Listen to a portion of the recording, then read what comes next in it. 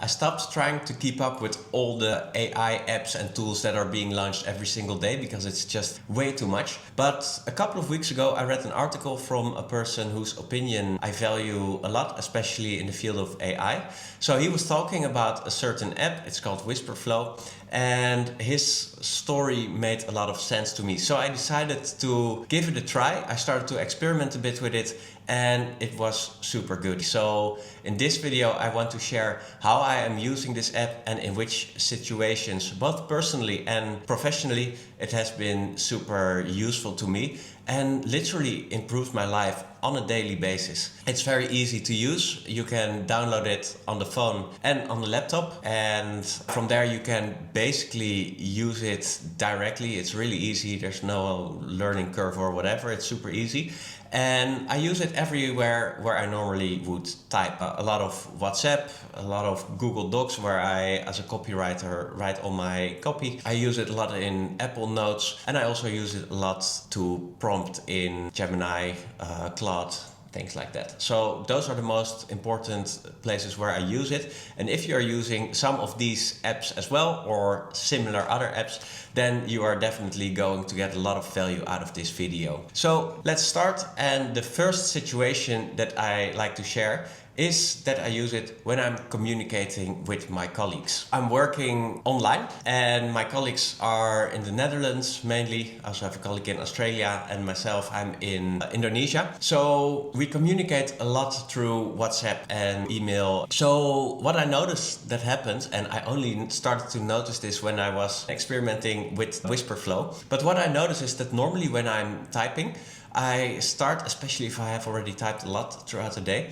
I start to give lesser and lesser details, and I talk a bit more less clear, and people have to ask me more questions to get what I really mean. So naturally, when I'm using Wispr Flow, I automatically give much more details, much more context when I send a message. So my points come across way clearer, and still it is way faster. Typing, I do about 45 to 55 words per minute. I did some tests to actually check this, and Wispr Flow has always tracked what I'm saying, and according to their dashboard, I'm speaking 90 words per minute. So that's almost double the output that I give. So I communicate much faster if I speak than when I'm type, and that's logical. That applies to anybody. But that you speak much faster, especially if you type a lot throughout the day, but also much more clearer, makes communicating just much more effective and efficient. So that's the first situation which I really like a lot.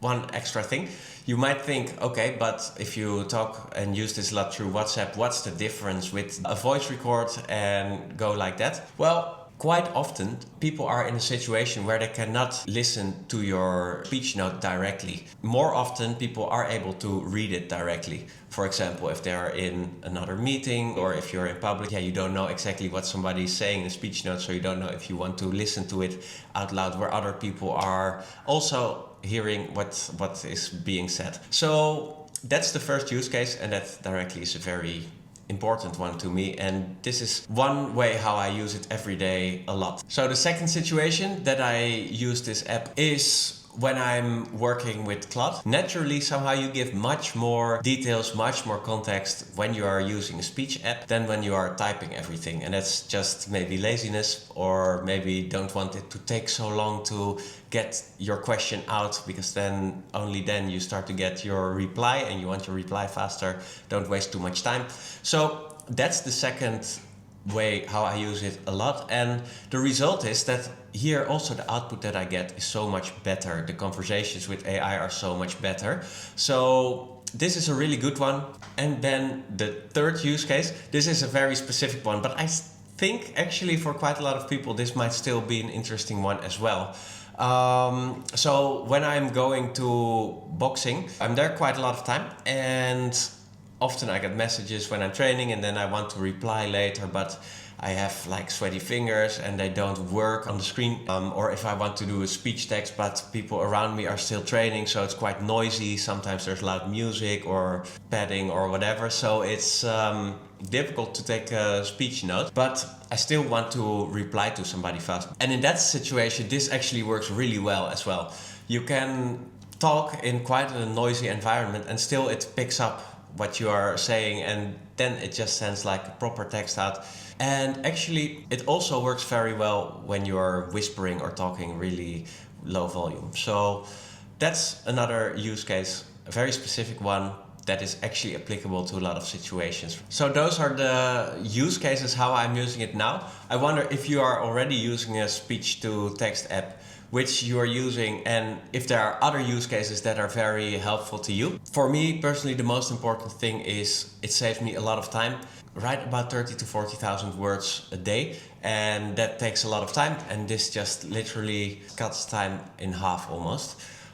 So that's a really big thing. Even more important probably is that it just helps me to communicate clearer and faster, and just to have like way more efficient and effective conversations with people around me, either that's colleagues or clients, but also family and friends.